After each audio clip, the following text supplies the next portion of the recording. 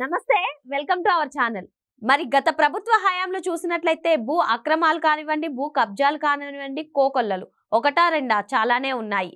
మరి ఇప్పుడు ప్రస్తుతం ఎవరైతే జగన్ హయాంలో సకల శాఖ మంత్రిగా పనిచేశారో సజ్జల రామకృష్ణారెడ్డి ఆయన సోదరులు కలిసి కడప శివారులో ఏకంగా 42 ఎకరాల భూమిని కాజేశారనే వార్తలు వస్తున్నాయి. ప్రస్తుతం అటవీ శాఖ మంత్రిగా పనిచేస్తున్న డిప్యూటీ సీఎం పవన్ కళ్యాణ్ గారు దీనిపై వార్తలు రావడంతో వెంటనే ఆయన స్పందించి అధికారులను అయితే అప్రమత్తం చేశారు చర్యలు తీసుకోమని. దీనిపై పూర్తిగా వివరించడానికి మనతో పాటుగా ఉన్నారు TDP spokes person Sreeleela madam గారు. వారిని అడిగి పూర్తి వివరాలు తెలుసుకుందాం.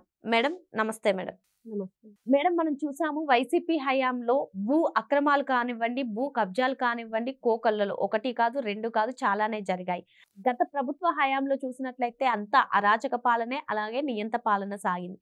ప్రస్తుతం ఏమైంది అంటే ఎవరైతే సకల శాఖ మంత్రిగా పనిచేశారో సజ్జల రామకృష్ణారెడ్డి అండ్ ఆయన బ్రదర్స్ కలిపి కడప శివారులో ఏకంగా 42 ఎకరాలను అటవీ భూమిని కాజేశారని చెప్పి వార్తలు అయితే వస్తున్నాయి.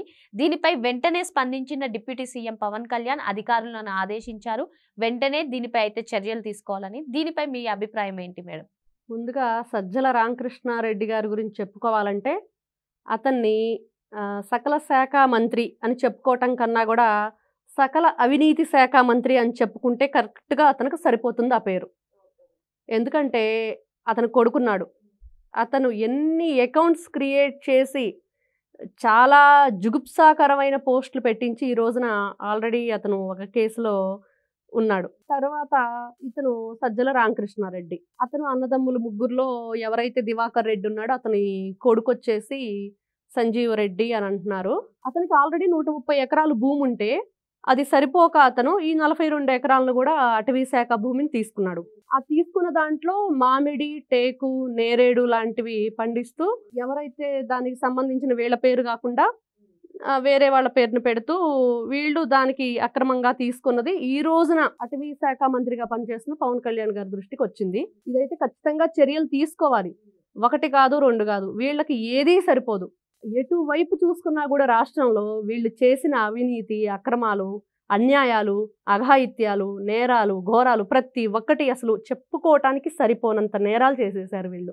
ఇప్పుడు ఈ రోజున చంద్రబాబు నాయుడు గారు అధికారంలోకి వచ్చాక ప్రజల తరపున తను ప్రజాప్రతినిధిగా ప్రజల తరపు పనిచేస్తూ ప్రజల కోసం పోరాడుతున్న ఈ తరుణంలో ప్రజలు వినతులు సమర్పిస్తుంటే ప్రతి ఒక్కటి కూడా భూ కబ్జాలకు సంబంధించిందే వస్తుంది. రెవెన్యూ సదస్సుల్లో మనం మొత్తం కూడా అవే వస్తున్నాయి. ఎటు చూసుకున్న భూ కబ్జాలు. ఆ పాస్బుక్ల మీద జగన్ ఫోటోలు, రాయిల మీద వాటి మీద జగన్ బొమ్మలు. ఎటు చూసుకున్నా కూడా ఒరిజినల్ పేపర్స్ ఏమో వాళ్ళ దగ్గర పెట్టుకుంటారు, నకిలీవేమో రైతుకి ఇస్తారు. ఏంటి అక్రమాలు? ఒకవైపు విజయసాయి రెడ్డి ఉన్నాడు, ఇంకా అతని గురించి చెప్పుకునేదే లేదు. ఏకంగా బీచ్లు, పోర్ట్లు అన్నీ స్వాహా చేసేస్తారు. ఇంత అక్రమాలు చేసిన వీళ్ళకి ఈ రోజున రెవెన్యూ డిపార్ట్మెంట్ ఖచ్చితంగా అటవీ శాఖ మంత్రి పవన్ కళ్యాణ్ గారు కానివ్వండి సర్వే చేస్తారు. వాళ్ళకి ఎటువంటి శిక్ష వేయాలో అటువంటి శిక్ష. భార్గవరెడ్డి ఒకడే కాదు, అతనితో పాటు అతని తండ్రి సజ్జల రామకృష్ణారెడ్డి కూడా ఇద్దరు కలిసి తండ్రి కొడుకులు జాయింట్గా జైలుకి వెళ్ళటం మాత్రం ఖాయం అని చెప్పుకో. ఇవి ఏదైతే కాజేశారో భూములు, ఆ కాజేసిన భూముల్లో గెస్ట్ హౌస్లు, అలాగే అక్కడ ఎవరైతే పనిచేస్తున్నారో వాళ్ళకి షెడ్లు కూడా నిర్మించారని చెప్పి అయితే వార్తలు వస్తున్నాయి. దీనిపై మీ అభిప్రాయం ఏంటి మేడం? అక్కడ ఎవరైతే ఈ భూములు షెడ్లు కాదు ఇంకొకటి కాదు, వాళ్ళు ఉండటానికి వసతి ఏర్పాటు చేయటమే కాకుండా రేవ్ పార్టీస్ అనేవి కూడా జరుగుతున్నాయి అనేది వెలుగులోకి వచ్చిన విషయం. అసలు ఈ రేవ్ పార్టీ అన్నదానికి ఈ మధ్యనే మనం కొంతమంది సినిమా ప్రముఖులు బయటకు వచ్చారు ఆ విషయంలో. అది చట్ట వ్యతిరేకమైన కార్యక్రమం. అట్లాంటి దానికి వాళ్ళు అధికారంలో ఉన్నప్పుడు చేసిన అవినీతిలో ఇదొకటి. అట్లాంటి వాటికి తెరతీయటం అనేది ఈ సకల అవినీతి శాఖ మంత్రికే చెల్లుబాటు అయినట్లు మనం చెప్పుకోవచ్చు. ప్రభుత్వానికి ప్రధాన కార్యదర్శిగా ఉంటూ సకల శాఖ మంత్రిగా వ్యవహరించిన ఈయనకి అంటే రేపు పొద్దున ప్రభుత్వం మారితే ఇలాంటివి బయట పడితే మనకి ఎటువంటి చర్యలు తీసుకుంటారో అని చెప్పే కుటుంబ సభ్యుల పేర్ల పైన ఈ భూములు రాయించడం అనేది జరిగిందంటారా? ఒకటండి, ఇక్కడ ఫస్ట్ అసలు వాళ్ళ ఆలోచన ఏంటంటే భయమో భక్తో ఏదో ఒకటి ఉంటే వాళ్ళు బాగుపడతారని చెప్పుకుంటాం. వీళ్ళకి భయము లేదు, భక్తి లేదు. వీళ్ళు ఫస్ట్ ఏమనుకున్నారు, 30 సంవత్సరాలు కాదు అబ్బా, ఇంకా ఎన్నో సంవత్సరాలు మేమే పరిపాలన చేస్తాము, గిరా గిరా తిరిగిద్ది ఫ్యాను, ఇంకా అసలు ఆ ఫ్యాన్కి అసలు స్టాపే లేదు, 175 అని చెప్పేసి జనంలో ఓతగా ఊదర కొట్టేసుకున్నారు. అదంతా చతికిలు పడిపోయారు. అసలు 11కి వచ్చిద్దని వాళ్ళు ఎక్స్పెక్ట్ చేయలా. అలాంటి సిచ్యువేషన్లో వాళ్ళు ఇష్టానుసారంగా అధికారం చేతిలో ఉంటే ఏదైనా చేయొచ్చు.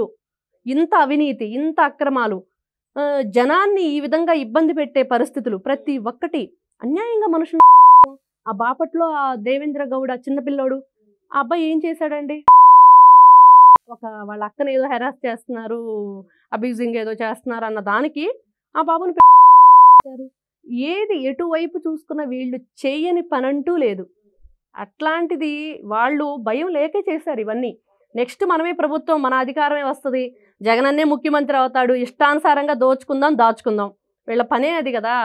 అందుకని ఇట్లాంటివన్నీ చేశారు. ఆ భయం ఏదో చూపించాలి, చూపించి తీరుతారు అని చెప్పి ఖచ్చితంగా కనిపిస్తుంది. ఇప్పుడు ఇటీవల కాలంలో మనం చూసాం, చంద్రబాబు నాయుడు గారు చెప్పారు, ఎవరైతే భూ అక్రమాలకి భూ కబ్జాలకు పాల్పడతారో వాళ్ళందరికీ కూడా పీడీ యాక్ట్ చట్టం అనేది వర్తిస్తుంది అన్నారు. మరి ఈ కేసు దర్యాప్తు చేసి చర్యలు తీసుకుంటే ఈ పీడీ యాక్ట్ అనేది వర్తిస్తుంది అంటారా?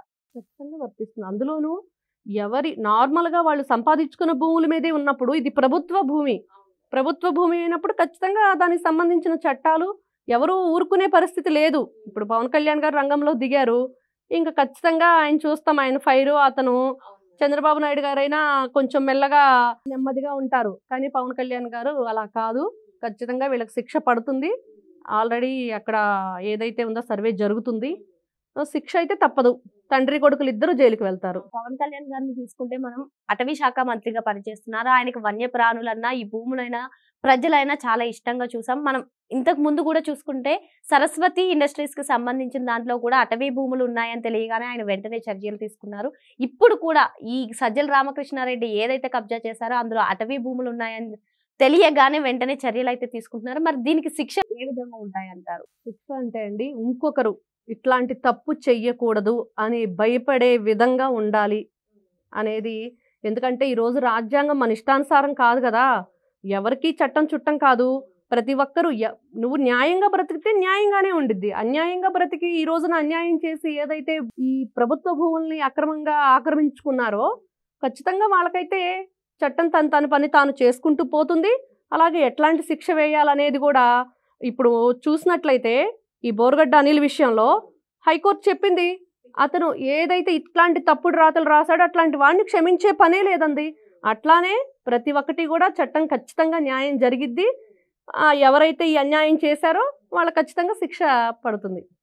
ఎవరైనా సరే భూ కబ్జాలకు పాల్పడాలంటే భయపడే విధంగా శిక్షలు అయితే ఉండాలని చెప్పి మేడం అంటున్నారు. Thank you madam.